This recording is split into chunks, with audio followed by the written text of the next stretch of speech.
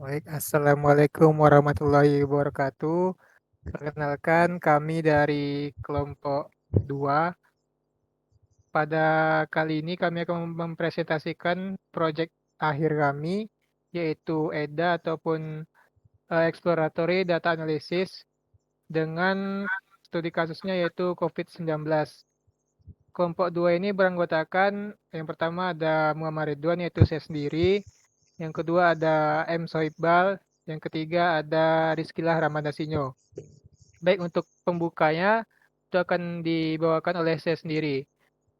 Nah, jadi studi kasus yang kami ambil pada proyek EDA ini merupakan COVID-19. Seperti yang kita ketahui bahwa COVID-19 itu merupakan salah satu pandemi yang tentunya banyak memberikan korban jiwa khususnya pada Indonesia. Nah, pandemi COVID-19 itu tentunya menjadi tantangan besar bagi Indonesia sejak awal tahun 2020 dan memengaruhi hampir seluruh aspek kehidupan masyarakat. Setiap provinsi menunjukkan pola penyebaran, jumlah kasus, tingkat kematian, serta angka kesembuhan yang berbeda-beda. Perbedaan ini menunjukkan bahwa kondisi geografis, kepadatan penduduk, fasilitas kesehatan, dan kebijakan pemerintah daerah memainkan peran penting dalam penanganan pandemi. Untuk memahami dinamika ini secara lebih mendalam, diperlukan analisis berbasis data. Oleh karena itu, kami mengambil eh, data COVID-19 ini sebagai data yang akan digunakan pada EDA proyek akhir kali ini. Nah, untuk permasalahan yang kami ambil, yaitu bagaimana perkembangan tren kasus kematian dari waktu ke waktu. Lalu yang kedua ada provinsi mana yang memiliki jumlah kasus dan kematian tertinggi. Yang ketiga, bagaimana perkembangan tingkat kematian dan tingkat kesembuhan pada tingkat provinsi yang ada di Indonesia. Nah, tujuan pembuatan EDA ini tentunya diharapkan yaitu analisis yang dihasilkan itu memperoleh pemahaman yang jelas mengenai faktor-faktor yang memengaruhi jumlah kematian akibat COVID-19 di Indonesia. Melalui penerapan model regresi linear berganda, analisis difokuskan pada hubungan antara jumlah kasus dan kepadatan penduduk terhadap total kematian. Lanjut, untuk sumber data yang kami ambil itu seperti studi kasus yang awal tadi yaitu COVID-19. Nama filenya yaitu data-covid.csv. Dan dataset yang kami ambil itu melalui platform Kaggle.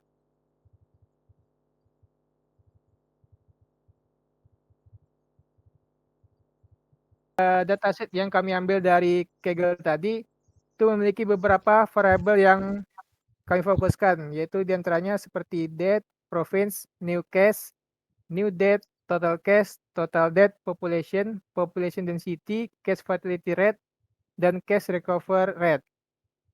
Lalu untuk statistik deskriptif, kami mulai dengan melihat statistik dasar dari variabel numerik untuk memahami distribusi data, seperti mean, median, standar deviasi, minimum, dan juga maksimum.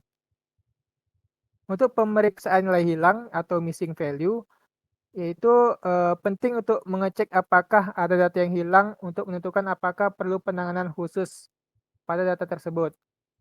Lalu korelasi antar variabel, analisis korelasi antar variabel numerik untuk mengetahui hubungan linear yang mungkin berguna dalam model regresi. Dan untuk visualisasi distribusi data, kami menggunakan histogram dan juga boxplot untuk mengamati sebaran dan kemungkinan outlier pada variabel penting. Nah, di sini ada beberapa library yang kami gunakan seperti Pandas, NumPy, lalu Matplotlib, ada Seaborn, dan sebagainya. Dan ini untuk membaca dataset yang diambil dari Kaggle tadi, yaitu menggunakan data underscore covid.csv. Dan untuk melihat informasi pada dataset atau kolom-kolomnya dan juga barisnya itu menggunakan df.info sehingga menghasilkan eh, tampilan berupa kolom-kolom yang tersedia di dataset tersebut. Dan juga barisnya, ada data type-nya juga. Nah, untuk jumlah baris yang terdapat pada dataset tersebut dapat menggunakan perintah print lalu df.shape sehingga menghasilkan jumlah baris, jumlah kolom dan baris yang terdapat di dataset yaitu sebesar 31.822 baris dan 38 kolom.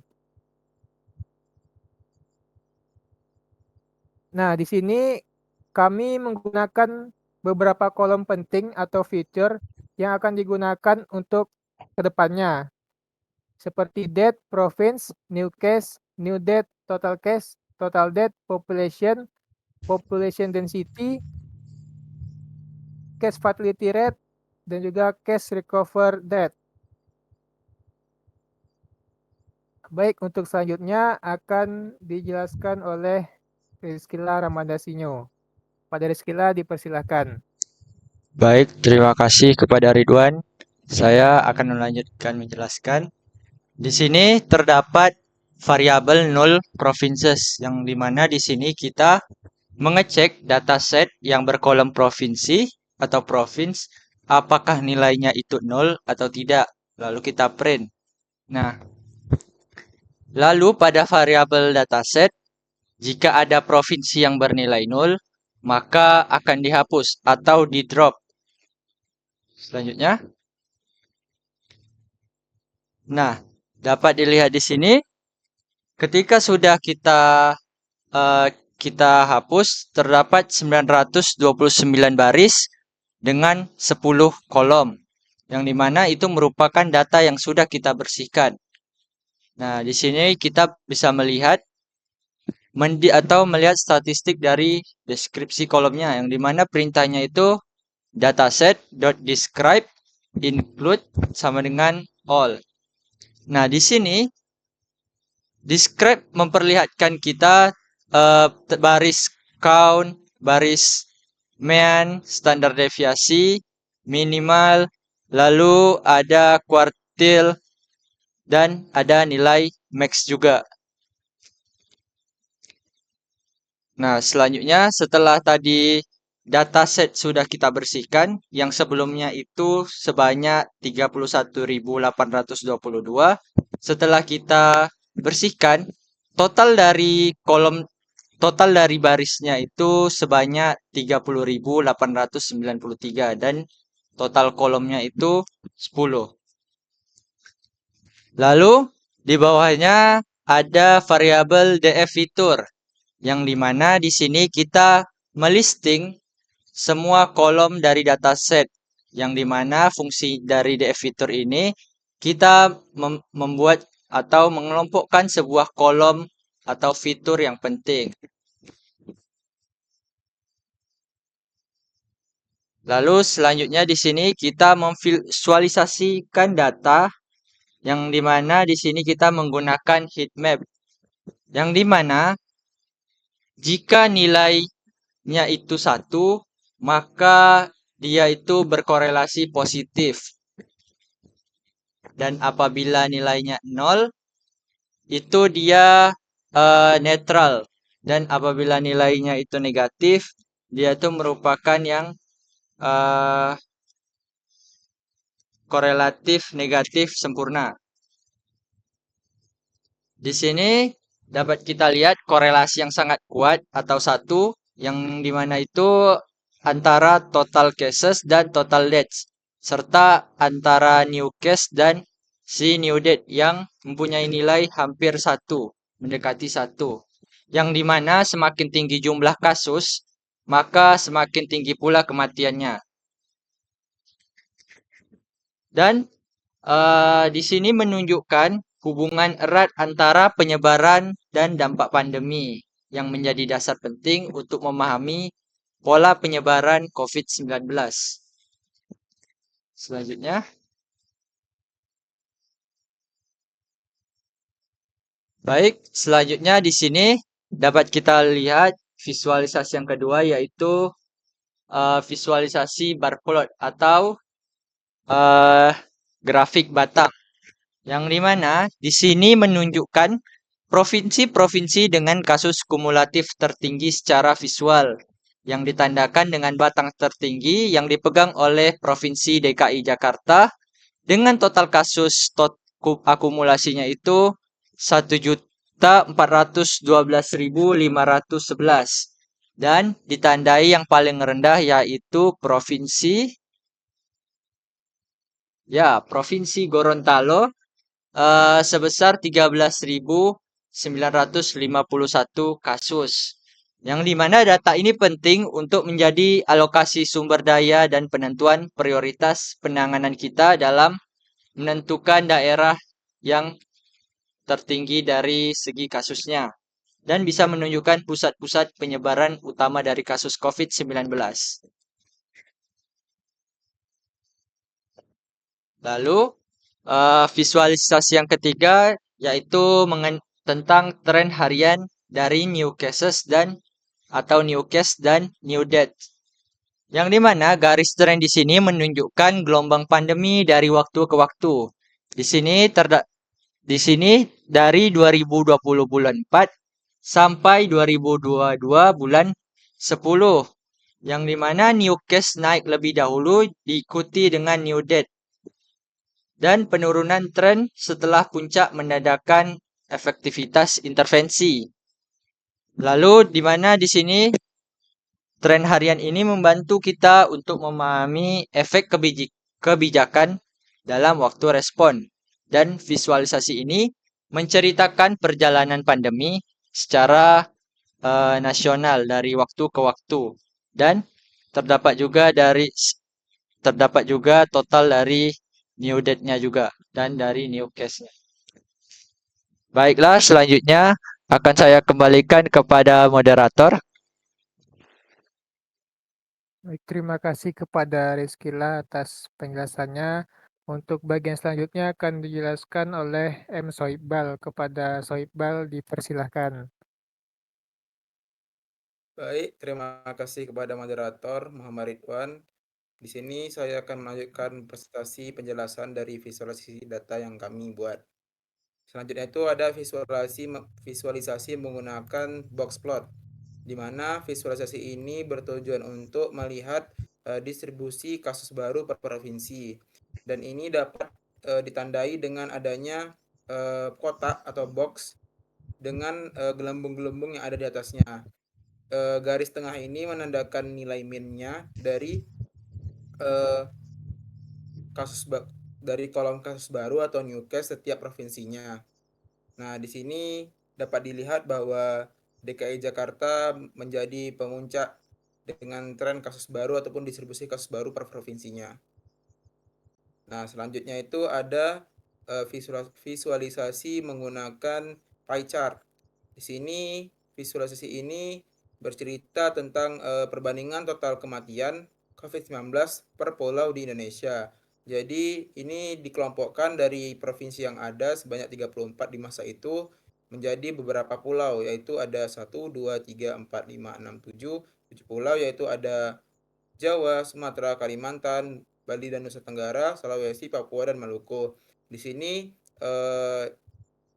mengapa digunakannya pie chart itu biar kelihatan lebih signifikan perbandingan total kematian yang terjadi pada setiap pulau. Di sini Pulau Jawa menempati persentase terbesar yaitu sebesar 65,6% dan diikuti oleh Sumatera, Kalimantan, Bali, Nusa Tenggara Barat, lalu Pulau Sulawesi, Pulau Papua, dan Pulau Maluku yang jadi paling kecil yaitu sebesar 0,4% saja. Nah, selanjutnya yaitu bagian analisis lanjutan. Di sini kami membuat model regresi linear untuk prediksi fitur dari total death ataupun variabel Y-nya. Nah, di sini ada 3 kolom ataupun 3 fitur yang menjadi patokan ataupun yang digunakan dalam pembuatan model, yaitu kolom case dan kolom death, lalu ada kolom population. Nah, di sini kami menggunakan persamaan linear, algoritma regresi linear dalam pembuatan model, yaitu dengan menggunakan persamaan linear.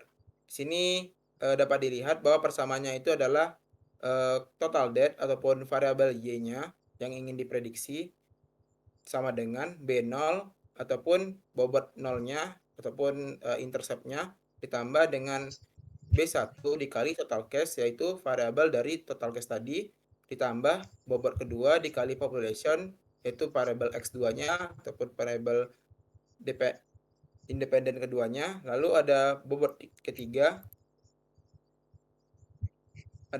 ketiga dikali total cash kuadrat, lalu ditambah bobot keempat dikali total cash dikali population, lalu ditambah bobot kelima dikali population kuadrat. Ini selain menggunakan algoritma dari regresi linear, sini juga menggunakan fungsi polynomial feature yang dapat menurunkan dari koefisien MSE-nya ataupun measure secure error-nya. Nah, di sini ada keterangannya, yaitu B0 itu merupakan intercept, B1 itu koefisien total cash, lalu ada B2 koefisien population, B3 koefisien total cash kuadrat, B4 koefisien total cash dikali population, B5 ataupun beta 5 itu koefisien population kuadrat.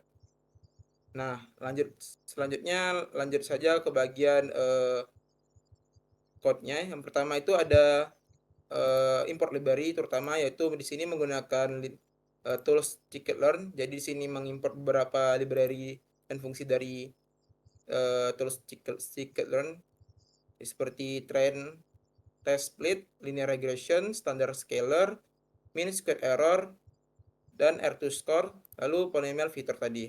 Nah, yang kedua itu kita tuh menyalin dataset biar tidak mengganggu dataset yang aslinya. Jadi kita menyalin dulu. Jadi di sini membuat variabel baru itu dataset original dengan namanya dataset original dengan fungsi copy dari variabel dataset yang sebelumnya. Lalu proses selanjutnya itu menangani outlier. Model regresi linear ini juga dibilang sensitif terhadap outlier. Jadi sangat berpengaruh terhadap outlier yang terjadi.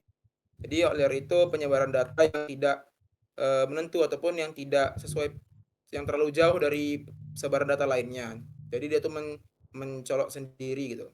Nah, di sini menggunakan fungsi untuk menangani outlier tersebut, kami menggunakan fungsi EQR ataupun interquartile range, di mana di sini penentuan koefisien dari EQR-nya itu dari nilai Q1 lalu Q3 lalu dikurangin atau selisihnya Q3 dikurang Q1. Lalu nilai-nilai yang tidak di dalam rentang itu dalam suatu kolom, di setiap kolom di sini yang kami gunakan hanya 3 kolom. Jadi kolom yang nilainya itu tidak dalam rentang ini, nilai dalam rentang IKR-nya, maka dia akan dibuang dari kolom tersebut ataupun di drop. Istilah itu tidak termasuk dari row-row yang dibutuhkan untuk meminimalkan outlier-nya. Lalu di sini ada visualisasi after before-nya dari outlier tersebut. Pertama dapat dilihat ini visualisasi dari kolom total cash lalu total debt, di mana total cash tersebut yang berada pada sumbu X atau sumbu horizontalnya dan total debt ini pada sumbu Y-nya. Di sini dapat dilihat bahwa persebaran data itu cukup tersebar secara jauh dari segi jaraknya. Jadi kayak istilahnya itu total cash di 0,2 itu persebaran datanya itu tinggi. Ibarat tuh ada yang di bawah sekali, ada yang di atas sekali. Jadi kalau di bagian setelah di after outlier removal ataupun pengecualian outlier, dapat dilihat bahwa persebaran datanya itu lebih dekat antar nilai datanya. Jadi bisa dibilang ini cukup dapat mengurangi outlier tadi, walaupun tidak 100% ataupun sangat baik dalam penanganannya, dapat dilakukan dengan fungsi-fungsi lainnya juga.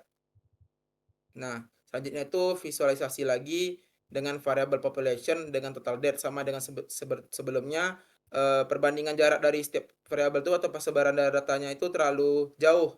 Ada yang bawah sekali, ada yang atas sekali. Sedangkan yang setelah di outlier tuh penyebaran datanya itu sudah kayak lebih dekat ataupun tidak mencolok sendiri itu. Jadi, tapi walaupun dibilang tidak mencolok sendiri, tidak juga, tapi ini sudah cukup membantu dalam pembuatan model. Pendefinisian dari variabel X, yaitu variabel dependen, dan variabel Y itu adalah variabel independen. Jadi di sini variabel Y ini sangat tergantung pada variabel X. untuk nilainya. Sini untuk variable X sendiri itu menggunakan kolom total cash ataupun filter total cash, lalu filter population. Lalu untuk variable Y ataupun Y predict ataupun Y target itu menggunakan kolom dari total date dari dataset yang sudah dibersihkan dari outlier tadi.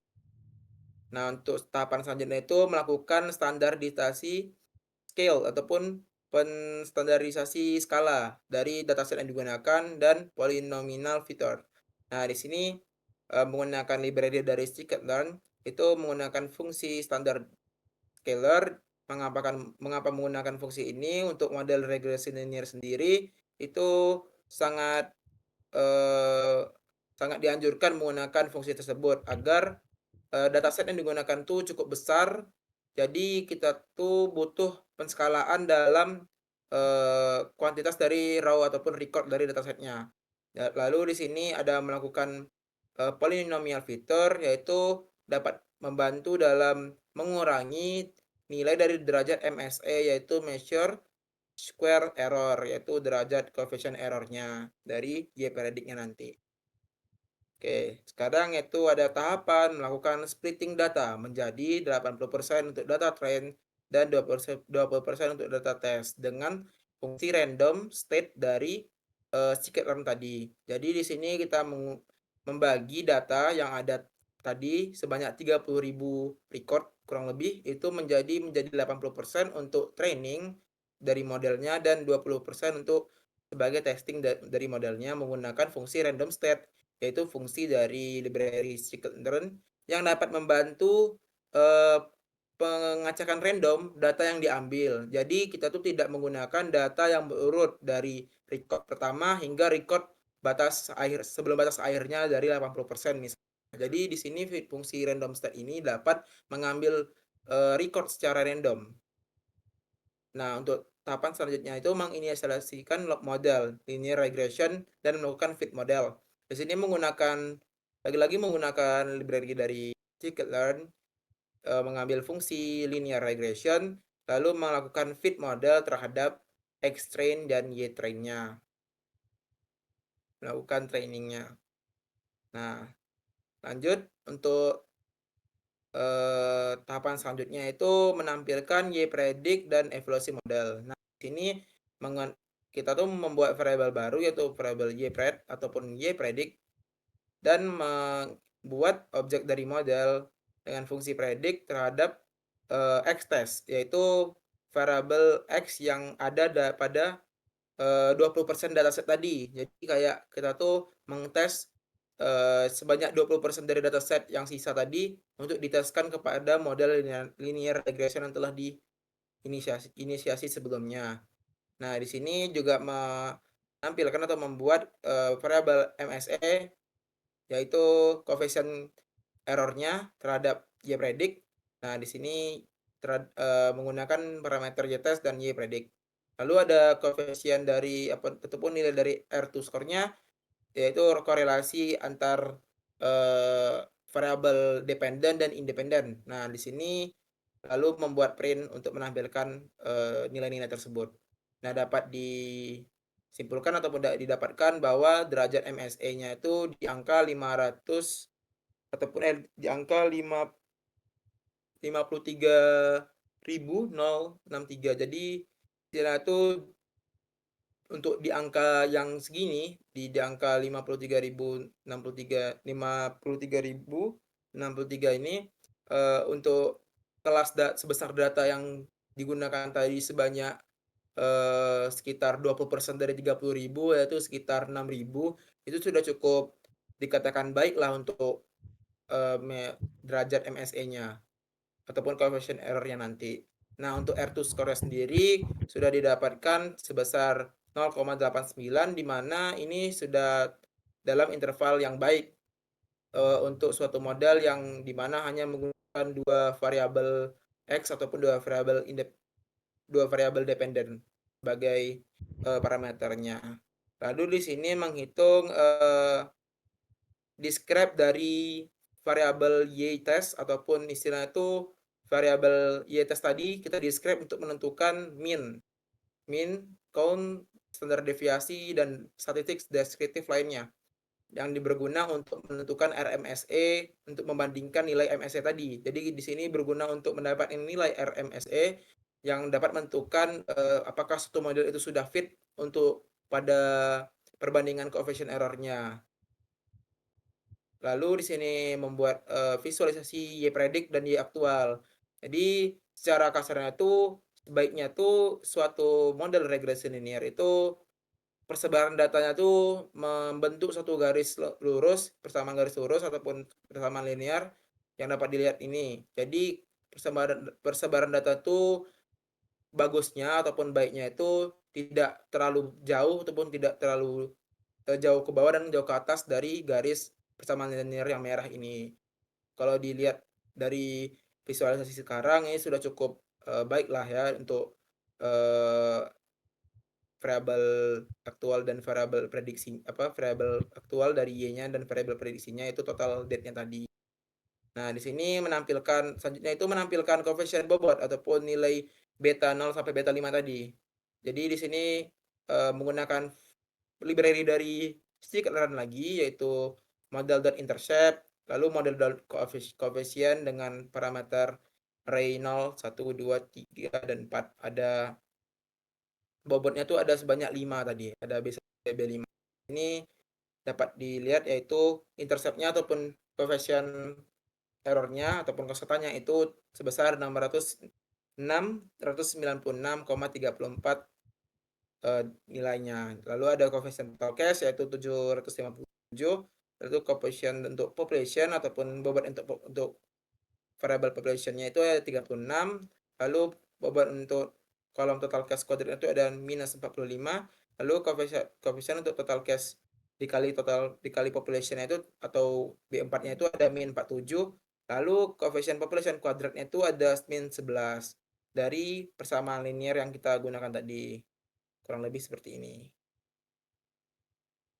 Oke, jadi kurang lebih untuk analisis lanjutannya yaitu menggunakan algoritma ataupun model lagi dari regresi linear cukup sampai di sini atau demikian. Saya balikkan ke moderator. Baik, terima kasih kepada Sohibal atas penjelasannya.